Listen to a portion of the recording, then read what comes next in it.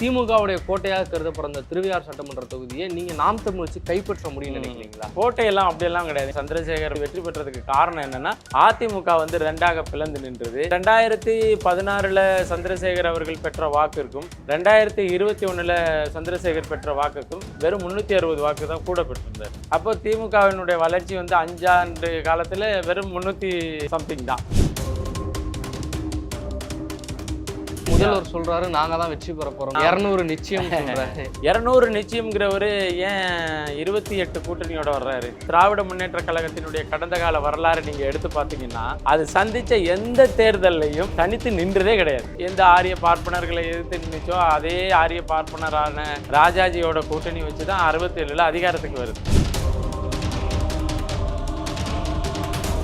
பெண்கள் வாக்கு அதிகமாக திமுக போக போகுது, இளைஞர்களுடைய வாக்கு தமிழக வெற்றி கழகத்துக்கு போக போகுது பார்வை இருக்கு. களத்துல வந்து பார்க்க சொல்லுங்க மு.க. ஸ்டாலின் அவர்களை. இந்த முறை அவருக்கு பெண்கள் வாக்கு போகுதா, டிவிகேவுக்கு பெண்கள் வாக்கு போகுதா அப்படிங்கறது இந்த முறை பார்ப்பாங்கல்ல. அவங்களுக்கு அஃபிடவிட்டை ப்ரிப்பேர் பண்ண தெரியாம அலைஞ்சிட்டு இருக்கிறாங்க. அவங்களுக்கு அஃபிடவிட்னால என்னன்னு தெரியல. இது எதுக்குங்க ஸ்டாம்ப் ஓட்டி கையெழுத்து போட சொல்றீங்கிறாங்க. அந்த அளவுல தான் அவங்க அரசியல் வளர்ச்சி இருக்கு. திருவையார் சட்டமன்ற தொகுதின்னு எடுத்துட்டா என்னென்ன பிரதான சிக்கல்கள் இருக்குன்னு நினைக்கிறேன்? விவசாயிகள் வந்து கைவிடப்பட்ட ஒரு சமூகமா மாறி வர்றாங்க. இப்ப திறந்தவெளி நெல் கொள்முதல் நிலையம் வந்து திருவையார் தொகுதியில மட்டும் 630 நெல் கொள்முதல் நிலையம் இருக்கு. இதுல என்னன்னா ஒரு மூட்டைக்கு 40 ரூபா வாங்கிக்கிறாங்க. திடீர்னு மழை வந்துச்சுன்னு வச்சுக்கோங்களேன், இவங்க கொள்முதல் பண்ண நெல் மூட்டையை கொண்டு போய் உள்ளுக்கு அடிக்கிடுவாங்க. கொள்முதல் பண்ணாம விற்பனைக்கு காத்திருக்கு இல்லையா நெல் மூட்டை, அது எல்லாம் வெளியிலேயே இருக்கும். அது யாரோட பொறுப்புன்னா அந்த விவசாயியோட பொறுப்பு. இல்ல அரசு அதிகாரிகள் லஞ்சம் வாங்குறாங்கன்னு சொல்றீங்களா, இல்ல புரோக்கர்கள் லஞ்சம் வாங்குறாங்க? அரசு தான் இதுல நேரடியா இருக்கு.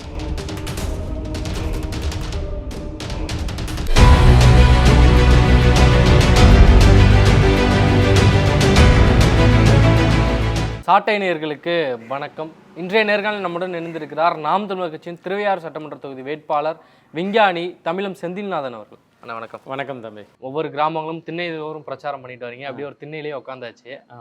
தொடர்ந்து 2வது முறையாக திருவையார் சட்டமன்ற தொகுதியில் நாம் தமிழ்ச்சியின் சார்பாக போட்டிடுறீங்க. இந்த முறை மக்களுடைய ஆதரவு எப்படி இருக்கு, களம் எப்படி இருக்குங்க? இந்த முறை மக்களுடைய ஆதரவு வந்து நமக்கு மிகப்பெரிய பலமா இருக்கு. அதே போல களத்துல இருக்கிற பலரும் வந்து இந்த முறை நீங்கள் வரணும் அப்படிங்கிற மாதிரி நமக்கு ஆதரவு கொடுத்து பேசுகிறாங்க. கிட்டத்தட்ட எல்லா ஊராட்சிகளும் எல்லா இடத்துக்கும் நம்ம போய் மக்களை சந்திச்சிட்ருக்குறோம். இப்போ தொடர்ச்சியாக கடந்த 23ஆம் தேதி, அதுக்கு முன்னாடி கிட்டத்தட்ட ஒரு 6 மாதம், உங்களுக்கே தெரியும், 6 மாதமாக தேர்தல் அந்த தயாரிப்புகளில் தான் இருந்தோம். ஒட்டுமொத்தமாக திருவையார் தொகுதியில் பல்வேறு இடங்கள்லேயும் நம்ம கூட்டம் பொதுக்கூட்டம்லாம் போட்டு அந்த தயாரிப்புலேயே இருந்தோம். அதன் பிறகு வேட்பாளர் இது வந்து தொடர் பிரச்சாரம் வந்து கடந்த 22ஆம் தேதி நம்ம கல்லணையில் கரிகால் பெருவளத்தான் சிலைக்கு மாலையை போட்டு தொடங்கினோம். அப்போ நம்ம இப்போ சூழலில் பொறுத்தவரையிலையும் இன்றைய தேதியில் காவிரியினுடைய வடக்கு கரை அங்கிட்ட உள்ள எல்லா ஊராட்சிகளும் ஒவ்வொரு வீட்டுக்கும் நேரடியாக போய் முடிச்சிருக்கிறோம். அதே போல் அங்கேருந்து கல்லணை இது கண்டியூர்லேருந்து காவிரிக்கும் இதுக்கும் இடையில உள்ள வெண்ணாருக்கும் இடையில உள்ள அந்த பகுதியை வந்து முடிச்சிருக்கிறோம். இப்போ அடுத்து இன்னைக்கு நம்ம நேர்காணல் கொடுக்குற இடம் வந்து மாறுநேரி அப்படிங்கிற இடம், அது கல்லணைக்கு அருகில் இருக்கிற இடம். அப்போ நம்ம சந்தித்த எல்லா மக்கள்கிட்ட இருந்தும் ஒரு விதமான மகிழ்ச்சியான, நம்மளை வரவேற்கிற விதமே வந்து ரொம்ப மகிழ்ச்சியாக இருக்குது. கூடுதலாக அவங்க வந்து என்ன சொல்கிறாங்கன்னா, இந்த முறை வந்து நாம் தமிழர் வரணும் அப்படிங்கிற எண்ணத்தில் அவங்க வந்து செய்திகளை சொல்லிட்டு இருக்கிறாங்க. குறிப்பாக இந்த கட்சியில் இங்கே இந்த தொகுதியை பொறுத்தவரையிலும் இந்த கூட்டணி கட்சிகளில் இந்த வேட்பாளர் தெரிவில் இருக்கிற குளறுபடி, அதே போல் ஆளுங்கட்சியில் கிட்டத்தட்ட 6வது முறைக்கு மேலே ஒருத்தருக்கு வாய்ப்பு கொடுக்குற அந்த வெறுப்பு, இது எல்லாமே வந்து நாம் தமிழர் கட்சிக்கு மிகப்பெரிய பலமாக அமையும் அப்படின்னு நினைக்கிறோம். இதையெல்லாம் தாண்டி மக்களை நம்ம கடந்த ஒரு 8 மாதமாகவே தேர்தல் அரசியல் வயப்படுத்திட்டு வந்துக்கிட்டு இருக்கிறோம் இங்கே இந்த தொகுதியை பொறுத்தவரையிலையும். அதனால் களம் ரொம்ப அருமையாக இருக்குது. போகிற இடங்கள்லாம் வரவேற்பும் நல்லா இருக்குது. இந்த திருவையாறு சட்டமன்ற தொகுதியை பொறுத்த வரைக்கும் நீங்களே சொல்லிட்டீங்க, திமுகவில் கடந்த 6வது முறையாக ஒருத்தருக்கு வந்து வாய்ப்பு கொடுத்துருக்கான்னு சொல்லுங்க. கடந்த 2 முறை அவர் தான் சட்டமன்ற உறுப்பினராக இருக்கிறாரு. அப்படி திமுகவுடைய கோட்டையாக கருதப்படுற இந்த திருவையாறு சட்டமன்ற தொகுதியை நீங்க நாம் தமிழ் வச்சு கைப்பற்ற முடியும்னு நினைக்கிறீங்களா? அதாவது கோட்டையெல்லாம் அப்படியெல்லாம் கிடையாது. நீங்கள் திருவையாறு சட்டமன்ற தொகுதியோட பாஸ்ட் ரெக்கார்டை எடுத்து பார்த்தீங்கன்னா அல்டர்னேட்டிவாக தான் கட்சி வந்திருக்கும். ஒரு முறை திமுக ஜெயிச்சுன்னா அடுத்த முறை அதிமுக ஜெயிச்சுக்கும், அப்படி தான் வந்திருக்கும். இப்போ கடந்த முறை கெடுவாய்ப்பாக 2வது முறை தொடர்ச்சியாக சந்திரசேகர் வெற்றி பெற்றதுக்கு காரணம் என்னென்னா, அதிமுக வந்து ரெண்டாக பிளந்து நின்றது. அதில் வந்து அமமுகன்னு ஒரு கட்சியும் இன்னொரு கட்சியும் அதிமுகவும் இருந்தது. அதிமுக ரெண்டாக பிளந்ததை விட மிக மோசமானது என்ன, கடந்த முறை வந்து தாமரை சின்னத்திற்கு இங்கே கூட்டணி கட்சி கொடுத்துட்டாங்க. இரட்டை இலை வந்து நேரடியாக களத்தில் நிற்கலை. இப்போ இங்கே பொறுத்தவரையிலையும் கூட்டணி இது எல்லாத்தையும் தாண்டி ரெட்டில் நின்னா ஓட்டு போடுவோம், இல்லாட்டினா அந்த மனநிலையில் இருக்கிறாங்க. இப்போ நீங்கள் 2016 சந்திரசேகர் அவர்கள் பெற்ற வாக்கு இருக்கும், 2021 சந்திரசேகர் பெற்ற வாக்குக்கும் வெறும் 360 வாக்கு தான் கூட பெற்றிருந்தார். அப்போ திமுகவினுடைய வளர்ச்சி வந்து 5 ஆண்டு காலத்தில் வெறும் 300 சம்திங் தான். அப்போ எப்போ வந்து 50,000 வாக்குகள் வித்தியாசத்தில் எப்படி வெற்றி பெறாருன்னா, மீதமுள்ள வாக்குகளை இந்த 3 பேர் பிரிச்சுக்கிட்டோம். இப்போ நாம் தமிழர் கட்சி அந்த தேர்தலில் 16,000 வாக்குகள் பெற்றிருந்தது. அப்புறம் அமமுக வந்து 30,000 வாக்குகள், அதிமுகவோட கூட்டணியில் இருக்கிற தாமரை வந்து 50,000 வாக்குகளை பெற்றிருந்தது. அப்போ மொத்த வாக்குகளை இவங்க பிரித்த பிறகு அவருக்கு வெற்றி எளிமையாயின. அப்படி பார்த்தாலும் மக்கள் வந்து தொடர்ந்து ஆதரவு கொடுத்துட்டு தானே இருக்காங்க. மக்கள் இல்லை, அதாவது ஸ்டாண்டர்ட் ஓட் பேங்க் அப்படின்னு சொல்கிறோம் இல்லையா, அது மாதிரியான ஒரு இது. இப்போ போன முறை வந்து எப்படியாச்சும் திமுக ஜெயிக்கணும் அப்படிங்கிற வேலை நடந்தது. அப்போ வந்து இவரை நிறுத்தினாங்க, அந்த இது இருந்தது. இப்போ அது மாதிரியான இது இப்போ இல்லை. இப்போ இதுவரையிலையும் கடந்த கால ரெக்கார்டை எடுத்து பார்த்தீங்கன்னா, ஒரு முறை திமுக கவர்மெண்ட் வந்துச்சுன்னா அடுத்த முறை திமுக கவர்மெண்ட் வராது. ஏன்னா அந்த அளவுக்கு ஆடிடுவாங்க. அப்ப இந்த முறை வந்து திமுக கவர்மெண்ட் வரக்கூடாதுன்னு திமுக காரங்களே நினைக்கிறது. ஆனா முதல்வர் சொல்றாரு நாங்க தான் வெற்றி பெற போறோம். அவரு அப்புறம் 200 நிச்சயம் சொல்றாரு. 200 நிச்சயம்ங்கிறவரு ஏன் 28 கூட்டணியோட வர்றாரு? 200 நிச்சயம்னு சொல்லக்கூடிய ஒரு மகா வீரன், மிகப்பெரிய ஜாம்பவான் முத்துவேல் கருணாநிதி ஸ்டாலின் ஏன் 29 கட்சி கூட்டணிக்கு வர்றாரு? இல்ல கூட்டணி தானே பலம் திமுகவுக்கு. அப்ப அதுக்கு பலம் இல்லைல்ல. திமுக கூட்டணி பலம் இல்ல. நீங்க என்ன சொல்றீங்க, கூட்டணி தான் பலம் என்றால் தனியா எனக்கு பலம் இல்ல அப்படின்னு தானே அர்த்தம்? இல்ல தனித்து நின்று வெற்றி பெற முடியாதுல்ல எந்த ஒரு கட்சி. அதாவது இந்த திராவிட முன்னேற்ற கழகத்தினுடைய கடந்த கால வரலாறு நீங்க எடுத்து பார்த்தீங்கன்னா, அது சந்திச்ச எந்த தேர்தலையும் கூட்டணி இல்லாம ஒரு தனித்து நின்றதே கிடையாது. நீங்க திமுகவை வந்து எந்த ஆரிய பார்ப்பனர்களை எதிர்த்து நின்றுச்சோ அதே ஆரிய பார்ப்பனரான ராஜாஜியோட கூட்டணி வச்சுதான் 67 அதிகாரத்துக்கு வருது. அப்போ என்ன புரிஞ்சுக்கணும்னா, திமுக தான் சந்தித்த முதல் தேர்தலிலிருந்து வெற்றி பெற்ற முதல் தேர்தலிலிருந்து இப்போ அணுகிற தேர்தல் வரலையும் எந்த தேர்தலையும் கூட்டணி இல்லாமல் நின்னதே இல்லை. இன்னும் சொல்லப்போனால் ஸ்டாலின் வந்து எல்லாரையும் விட டேஞ்சரஸ்ன்னு சொல்கிற அவருடைய இந்த 2026 சட்டமன்ற தேர்தலில் தான் 29 கட்சிகளுடைய கூட்டணி. அதில் வந்து இப்போ அவர் கமலஹாசன் இவங்கெல்லாம் வெளியிலிருந்து வேறு ஆதரவு தர்றாங்க. அப்படிலாம் பார்த்தீங்கன்னா ஒரு கட்சி ஒரு தேர்தலில் 32 கட்சியோட கூட்டணி வச்சிருக்குன்னா அது ஒரே வீரன் நம்மால இவர் தான். இல்லை ஸ்டாலின் அவர்கள் சொல்றாரு, எங்களுடைய திட்டங்கள் மூலம் பயன்பெற்றவர்கள் எல்லா வீட்லையுமே இருக்கிறாங்க, வீட்டுக்கு ஒருவர் கூட இருக்கலாம். நாங்க போய் பிரச்சாரத்துக்கோ எதுக்கோ போகும்போது எங்களை வரவேற்கிறாங்க, மக்களுடைய ஆதரவு எங்க கிட்ட தான் இருக்குது, மற்ற கட்சிகள் இந்த தடவை வாஷ் அவுட் அப்படின்னு சொல்லி சொல்றாரு. சரி, எல்லா வீட்லேயும் ஒவ்வொரு ஓட்டு இருக்கு. இப்போ எல்லாரும் வீட்டுக்கு ஒரு விஜய்னா அந்த தற்கொலை குரூப் சொல்ற மாதிரி இவர் சொல்றாருன்னு வச்சுங்களேன், அது ஒரே மாடுலேஷன் தான். வீட்டுக்கு ஒருத்தரை நீங்கள் டிஎம்கேயில் வச்சுக்கிட்டு எதற்காக நீங்கள் 29 கட்சியோட கூட்டணியில் நிற்கிறீங்க? சரி, இந்த முறை எந்த கட்சிக்காரர்கள் வாக்குக்கு எந்த தொகுதியிலையும் நீங்கள் காசு கொடுக்க மாட்டாங்கன்னு நீங்கள் கடவுள் நம்பிக்கை இல்லை, பெரியார் மேலேயோ அண்ணா மேலேயோ சத்தியம் பண்ணுவீங்களா? அப்படியெல்லாம் எதுவுமே கிடையாது. சும்மா என்னன்னா, நம்ம ஒரு இருட்டில் பயந்துக்கிட்டு போகும்பொழுது இங்கே பேய் இருக்குன்னு சொல்லிடுவாங்க, முன்னாடியே சொல்லிடுவாங்க. இருட்டில் பயந்துக்கிட்டு போகும்பொழுது சத்தமாக பாடிட்டு போகும் இல்லையா, அந்த நிலைமை தான் இன்னைக்கு ஸ்டாலினோட நிலைமை. பயந்துருச்சாரு, ஒன்றுமே முடியலை, எல்லாம் முடிய போகுது அப்படிங்கிறது தெரிஞ்சிருச்சு. அதனால சொந்த கட்சிக்காரனாலேயே தோக்கடிக்கப்பட போகிறோங்கிறதும் தெரிஞ்சிருச்சு. அப்போ நம்ம இருட்டில் வந்து சத்தமாக பாடிட்டு போனோம்னா பயம் இல்லாமல் தெரியும் இல்லையா, அதுபோல் தான் நாங்கள் 200 நிச்சயம் 200 நிச்சயம்னு இவர் பேசிட்டு போகிறது வந்து சத்தமாக பாடிட்டு போகிறதுக்கு. பேய்க்கு பயந்து சத்தமாக பாடுற மாதிரி தோல்விக்கு பயந்து ஸ்டாலின் வந்து சத்தமாக பேசிட்டு தெரியுது. இப்போ திருவையாறு சட்டமன்ற தொகுதின்னு எடுத்துட்டா என்னென்ன பிரதான சிக்கல்கள் இருக்குன்னு நினைக்கிறீங்க? ஆமாம், இங்கே திருவையாறை பொறுத்தவரையிலையும் பிரதான சிக்கல் அப்படின்னு சொன்னால் விவசாயிகள் வந்து கைவிடப்பட்ட ஒரு சமூகமாக மாறி வர்றாங்க. இப்போ நீங்கள் வர்ற பள்ளியிலேயே பார்த்தீங்கன்னு வச்சுக்கிங்களேன், ஒரு விற்பனை நிலையம் நெல்லை வந்து கொள்முதல் செய்கிற இடம் வந்து திறந்த வெளியாக இருக்குது. இப்போ திறந்தவெளி நெல் கொள்முதல் நிலையம் வந்து திருவையார் தொகுதியில் மட்டும் 630 திறந்த வெளி நெல் கொள்முதல் நிலையம் இருக்குது. இதில் என்னென்னா ஒரு மூட்டைக்கு 40 ரூபா வாங்கிக்கிறாங்க. அதாவது ஒரு மூட்டையை எடுத்து அரசு பதிவுக்கு கொண்டுட்டு போய் காசு கொடுக்கணும்னா ஒரு கமிஷன் 40 ரூபா, அது லஞ்சம். அந்த 40 ரூபாயும் எப்படின்னா, இப்போ இந்த ஊரில் திறந்தவெளி நெல் கொள்முதல் நிலையம் இருக்குன்னா திடீர்னு மழை வந்துச்சுன்னு வச்சுக்கோங்களேன், இவங்க கொள்முதல் பண்ணின நெல் மூட்டையை கொண்டு போய் உள்ளுக்கு அடுக்கிடுவாங்க. கொள்முதல் பண்ணாமல் காத்திருப்பு விற்பனைக்கு காத்திருக்குது இல்லையா நெல் மூட்டை, அது எல்லாம் வெளியிலேயே இருக்கும். அது யாரோட பொறுப்புன்னா அந்த விவசாயியோட பொறுப்பு. இப்போ மழை வந்துச்சுன்னா, இப்போ மாரநேரில் ஒருத்தர் வந்து பக்கத்தில் இருக்கிற சென்டரில் போய் அடுக்கி வச்சிருக்கிறாரு, திடீர்னு மழை வருதுன்னா சென்டருக்காரவங்க பாதுகாக்க மாட்டாங்க. மாரநேரில் அந்த நெல்லுக்கு சொந்தக்காரர் வந்து படுதாவை எடுத்துகிட்டு போய் மூடி பாதுகாக்கணும். ஆனால் அவர்கிட்ட இருந்து ஒரு மூட்டைக்கு 40 ரூபா வாங்கிக்குவாங்க. அப்போ இந்த காவிரி படுகை நிலமாக இந்த மொத்த தொகுதியுமே காவிரி படுகை. அரசு அதிகாரிகள் லஞ்சம் வாங்குறாங்கன்னு சொல்றீங்களா, இல்ல புரோக்கர்கள் லஞ்சம் வாங்குறாங்கன்னு? சரி, அரசு அதிகாரிகள், புரோக்கர்கள், இது எல்லாமே அரசுக்கு தெரியாமல் நடக்குதா என்ன? அரசு தான் இதில் நேரடியாக இருக்குது. அப்போ அரசு அதிகாரிகள் இப்போ ஒவ்வொரு சென்டருக்கும் திமுக காரங்க தானே சென்டரை மேனேஜ் பண்ணிட்டு இருக்காங்க. அப்போ வாங்குறவங்களுக்கு திமுகவுக்கு தெரியாதா? திமுக காரவங்களுக்கு காசு போகாதா? திமுக காரங்க காசு வந்து தலைமைக்கு போகாதா? எல்லாமே இது ஒரு ஊழல் கவர்மெண்ட்டு. அதாவது நீங்கள் பார்த்தீங்கன்னா காற்று அசையும் கண்ணுக்கு தெரியாத காற்றில் கூட ஊழல் செய்கின்ற சக்தி திமுகவுக்கு இருக்குது அப்படின்னு சொல்லுவாங்க இல்லையா, அது மாதிரி. அப்போ இங்கே வந்து பிரதான சிக்கல் வந்து நெல் கொள்முதல் நிலையங்கள் அனைத்தும் திறந்த வெளியில் இருக்குது. அதே போல் காவிரி படுகை நிலப்பகுதிகள் வந்து முழுக்க மணல் அள்ளுற வேட்டைக்கு நிலமாக மாறிடுச்சு. முழுக்க மணல் அள்ளி விற்கிறது தான் இவங்களுடைய ஆளுகின்ற அரசினுடைய சட்டமன்ற உறுப்பினர்களுடைய பிரதான தொழிலாக இருக்குது. அப்போ இதெல்லாமே சரி செய்யும். நீங்கள் இப்போ பார்த்தீங்கன்னா மாரநேரிக்கு பக்கத்தில் ஓடும் கல்லணை கால்வாயின்னு ஒரு இது ஓடும். உலகத்திலேயே ஒரு கால்வாயில் காங்கிரீட் தளம் அமைச்ச ஒரு கால்வாய் எதுன்னா அதுதான் உலக பிரசித்தி பெற்றோம்.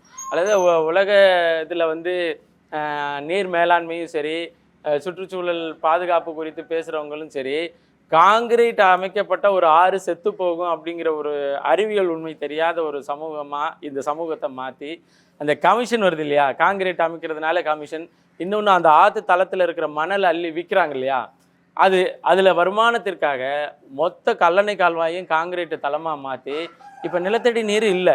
நீங்கள் கல்லணை கால்வாய் வந்து பாசனத்துக்கு மட்டும் பயன்படாது, அதில் இருக்கிற தண்ணி வந்து கோடை காலத்தில் அதன் பக்கத்தில் இருக்கிற நிலத்தடி நீருடைய ஆதாரமாக இருக்கும்.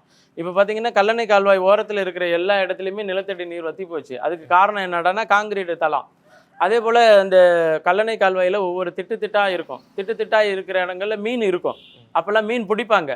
இப்போ என்ன ஆயிடுச்சு, காங்கிரீட்டு தளம் அமைச்ச உடனேயும் மேலே வெயில் கீழே சூடு, அந்த மீனெல்லாம் செத்து மிதந்துக்கிட்டு இருக்கு. நீங்கள் இப்போ போனீங்கன்னா போதலூர் பக்கத்தை கிராஸ் பண்ணிங்கன்னா அந்த இடத்துல உங்கள் டீமு போய் பாருங்கள், அந்த கல்லணை கால்வாயில் செத்து மீன் மிதந்துக்கிட்டு இருக்குது.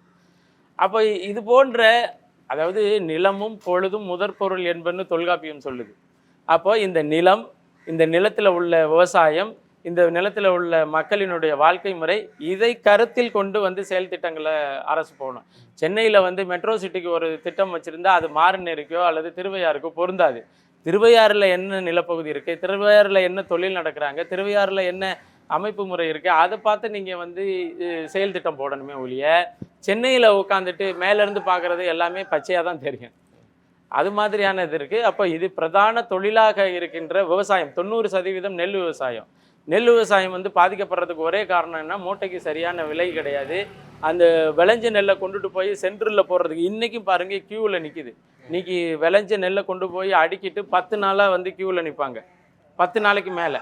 அப்போது விவசாயிகளுடைய விளைபொருளை இந்த அதாவது சாக்கடையில் ஊற்றப்பட வேண்டிய சரக்கு வந்து இலவசமாக கொடுக்கல இங்கே.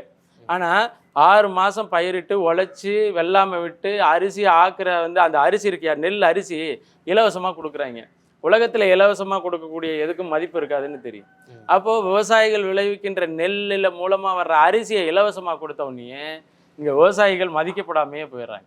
இல்லை, இப்போ நீங்கள் சொல்கிறீங்க இவ்வளோ சிக்கல்கள் இருக்குது, விவசாயம் சார்ந்து பல பிரச்சனைகள் இருக்குது சொல்கிறீங்க, நெல்கள் வந்து கொள்முதல் பண்ணாமல் வெளியே கிடக்குதுன்னு நீங்கள் வந்தால் இதை எப்படி சரி செய்ய முடியும்னு நம்ம இந்த இப்போ நான் துண்டறிக்கை கூட ஒன்று வச்சுருக்கிறேன். நீங்கள் இதில் வந்து மொத்த திருவையாறு தொகுதியுமே வந்து 10 தனித்தனி பகுதியாக பிரிச்சிருக்கிறோம். இப்போ இது வந்து போதலூர் கட்சி மாவட்டத்துக்கான துண்டறிக்கை. இப்போ போதலூர் கட்சி மாவட்டத்துக்கான துண்டறிக்கை இதே மாதிரி கல்லணை கட்சி மாவட்டம், திருக்காட்டுப்பள்ளி கட்சி மாவட்டம், திருவையாறு கட்சி மாவட்டம், கண்டியூர் கட்சி மாவட்டம், நடுக்காவேரி கட்சி மாவட்டம், செங்கிப்பட்டி கட்சி மாவட்டம், கள்ளபெரம்பூர் கட்சி மாவட்டம், மாத்தூர் கட்சி மாவட்டம். அதுமாரி 10 பகுதியாக பிரித்து 10 பகுதிக்கும் தனித்தனியாக அந்த 46 வாக்குச்சாவடியில் உள்ள சிக்கல் என்ன, அந்த சிக்கலுக்கு வந்து நாம் வைக்கிற தீர்வு என்ன அப்படின்னு சொல்லி நம்ம பிரித்து தனித்தனியாகவே துண்டறிக்கை போட்டு தனித்தனியாக கையெழுத்து போட்டு கொடுத்துருக்குறோம். நாங்கள் வந்தால் 5 ஆண்டுக்குள்ளே இதை வந்து கட்டாயம் நிறைவேற்றுவேன் அப்படின்னு சொல்லி நம்ம கையெழுத்து போட்டு கொடுத்துருக்குறோம். இன்னொன்று என்னென்னா, ஒரு சட்டமன்ற உறுப்பினருக்கு ஒரு வருடத்திற்கான சட்டமன்ற உறுப்பினர் நிதி வந்து 2 கோடி. அப்போ 5 வருஷமும் ஒரு சட்டமன்ற உறுப்பினருக்கு என்ன நிதினா 10 கோடி ரூபாய்.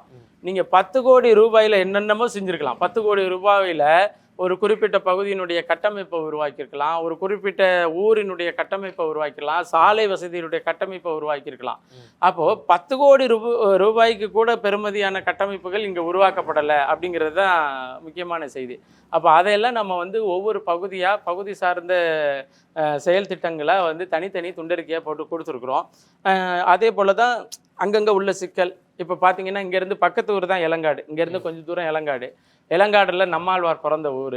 நம்மாழ்வார் பிறந்த வீட்டை போய் பார்த்தீங்கன்னா குட்டிச்சவரோட மோசமாக இருக்கும்.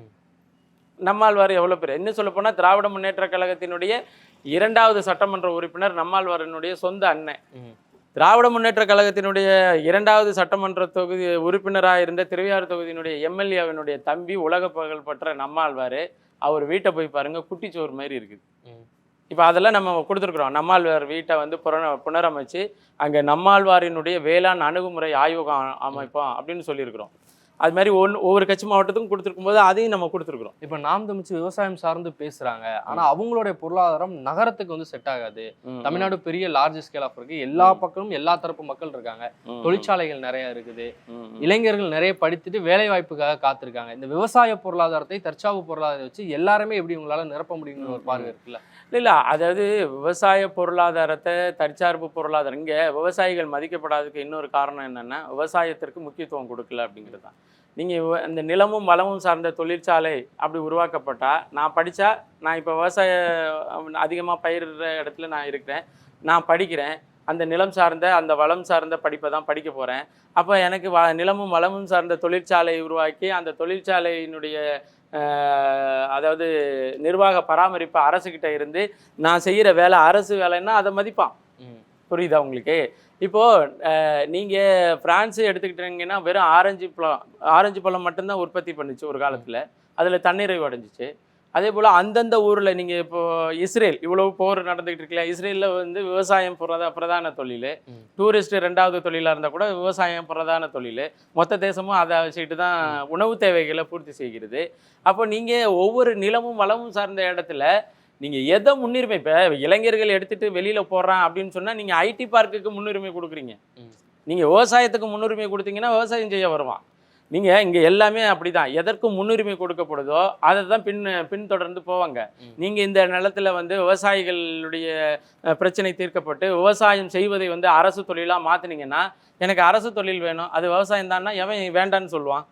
எவனும் வேண்டான்னு சொல்லுவாங்க. ஐடி இதில் வந்து என்னைக்கு ஜாப்பை வந்து தூக்குறானோ, வேலையை விட்டு நீக்கிறானோங்கிற அன்செக்யூர் வேலையில் இருக்க விரும்புவானா, நாம் விவசாயம் செஞ்சாலும் அது அரசு தொழிலாக இருக்குது, அரசு வேலையாக இருக்குது, அந்த அரசு வேலையில் அரசு சம்பளத்தை வாங்குகின்ற ஒரு நிலையில் நம்ம இருக்கிறோம் அப்படின்னு இதை கொண்டுட்டு வந்தால் இதை விரும்புவானா? இதை தான் விரும்புவான். பெத்த பிள்ளைங்க, அண்ணன், தங்கச்சி, அக்கா, தம்பி இது எல்லாத்தையும் விட்டுட்டு வெளிநாட்டில் போய் அவன்ட்டு தெரியாத வேலையை செஞ்சு சிக்கிறத விட இங்கே தெரிஞ்ச வேலையை அரசு வேலையாக மாற்றப்பட்டா அந்த வேலையை தானே செய்ய. வீட்டுக்கு ஒருவருக்கு அரசு வேலை அப்படிங்கிறது சாத்தியப்படுமா? வீட்டுக்கு ஒருவருக்கெல்லாம் இல்லை, வீட்டில் 2 பேர் இருந்தாலும் 2 பேருக்கு 2 திறன் இருந்தாலும் 2 பேருக்கும் அது எப்படி சாத்தியப்படும்? அது ஏன் சாத்தியப்படாதுங்கிறீங்க? நீங்கள் ஒரு வீட்டுக்கு கொண்டுட்டு போய் ஒரே நாளில் ஒரு நாள் ஃபைன் மார்னிங்கில் 5000 ரூபா உங்களால் கிரெடிட் பண்ண முடியுது. இல்லை, இப்போ 70% வரிப்பணம் வந்து அரசு ஊழியர்களுக்கு தான் வருமானமாக போயிட்டு இருக்கு, சம்பளமாக கொடுத்துருக்கோம். இப்போ வீட்டுக்கு ஒரு அரசு வேலைன்னா 100% அப்படி கொடுக்கல. நீங்கள் ஒன்றும் இல்லை, 70% வருமானம்னா வருமானத்தினுடைய எல்லைகள் என்ன, இவங்க என்ன வருமானம் வச்சுருக்கிறாங்க, வருமானத்தினுடைய எல்லைகள் என்னன்னு பார்க்கணும்.